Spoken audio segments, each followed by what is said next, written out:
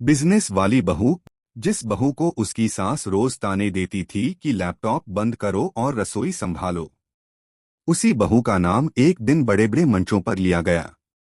और जिस सास को बहू का काम बिल्कुल पसंद नहीं था, उसी सास की आंखों में उस दिन गर्व के आंसू थे, जब उसकी बहू को पूरे शहर के सामने सर्वश्रेष्ठ महिला उद्यमी का अवार्ड मिला। लेकिन इस कामयाबी के पीछे छिपी है एक ऐसी कहानी, जहां ताने थे, आंसू थे, हार मानने के मौके थे, और थी एक बहू की जिद, जो हार मानना जानती ही नहीं थी। तो आइए सुनते हैं एक साधारण बहू की असाधारण कहानी। बिजनेस वाली बहू की कहानी। शहर के एक साधारण से मोहल्ले में गुप्ता परिवार रहता था। घर में सास शांति देवी, ससुर हरिनारायण और उनका बेटा अजय रहते थे। अजय एक छोटी सी कंपनी में नौकरी करता था। घर का खर्च किसी तरह चल जाता था, लेकिन ज्यादा बचत नहीं होती थी। जब अजय की शादी नेहा से हुई तो सबको लगा, अब घर में एक सीधी सादी बहू आएगी जो घर संभालेगी। लेकिन नेहा बाकी लड़कियों से थोड़ी अलग थी। वह पढ़ी लिखी थी और कंप्यूटर और डिजाइनिंग में बहुत तेज थी। उसे लैपटॉप पर काम करना बहुत पसंद था। सास को बिल्कुल पसंद नहीं था। शादी के कुछ दिन बाद ही शांति देवी ने साफ कह दिया, बहू, हमारे घर की बहुएं बाहर काम नहीं करती। घर संभालना ही बहू का सबसे बड़ा काम होता है। नेहा ने सिर झुका लिया, लेकिन उसके मन में एक सपना था, अपना खुद का बिजनेस शुरू करने का। जब भी नेहा लैपटॉप खोलती, शांति देवी ताने देने लगती, दिन भर इस डिब्बे लैपटॉप में लगी रहती है। घर का काम खत्म हुआ या नहीं? नेहा चुपचाप सब सुनती रहती। वह जानती थी, सपना पूरा करना है तो सब्र रखना होगा। एक अलग तरह का बिजनेस का सपना। नेहा ने सोचा, कुछ ऐसा काम करना है जो सबसे अलग हो। उसे कस्टम गिफ्ट और पैकेजिंग डिजाइन का बहुत शौक था। वह लैपटॉप पर लोगों के लिए यूनिक गिफ्ट बॉक्स, लोगो और पैकेजिंग डिजाइन बनाना चाहती थी। लेकिन उसे पता था, अगर सास को अभी बता दिया तो बहुत डांट पड़ेगी। इसलिए वह रात को सबके सो जाने के बाद चुपचाप लैपटॉप खोलकर काम करती। धीरे धीरे उसने कुछ छोटे दुकानदारों के लिए डिजाइन बनाना शुरू किया। पहली कमाई हुई सिर्फ 500 रुपए।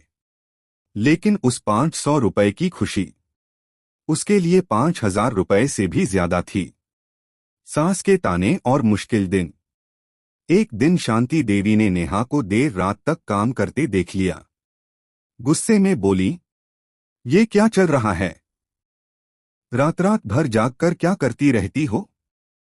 नेहा डर गई, लेकिन हिम्मत करके बोली, माँ जी, मैं डिजाइन का काम करती हूँ, इससे थोड़ी कमाई भी हो जाती है। शांति देवी भड़क गई, हमें तुम्हारे पैसों की जरूरत नहीं है। बहू का काम घर संभालना होता है, बिजनेस करना नहीं। उस दिन नेहा बहुत रोई। उसे लगा शायद अब सब खत्म हो जाएगा। लेकिन अगले दिन उसने फिर लैपटॉप खोला, क्योंकि सपने डर से नहीं, हिम्मत से पूरे होते हैं। मेहनत रंग लाने लगी। धीरे धीरे नेहा का काम बढ़ने लगा। अब छोटे दुकानदार ही नहीं, शहर के बड़े शोरूम भी उससे डिजाइन बनवाने लगे। उसके बनाए गिफ्ट बॉक्स और पैकेजिंग लोगों को बहुत पसंद आने लगे।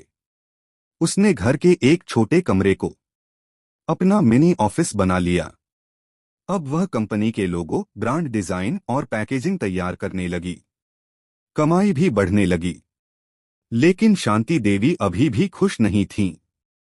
बड़ा फैसला। एक दिन नेहा के पास एक बड़ी कंपनी का ऑर्डर आया।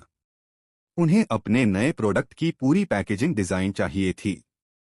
यह मौका बहुत बड़ा था, लेकिन इसके लिए नेहा को अपनी छोटी टीम बनानी थी। नेहा ने आसपास की कुछ लड़कियों को काम सिखाया। अब उसके साथ 5 लड़कियां काम करने लगीं। यह देखकर ससुर हरिनारायण जी बोले, बहू, तुम तो सच में बहुत मेहनती हो। मुझे तुम पर गर्व है। यह पहली बार था जब किसी ने उसकी मेहनत को समझा।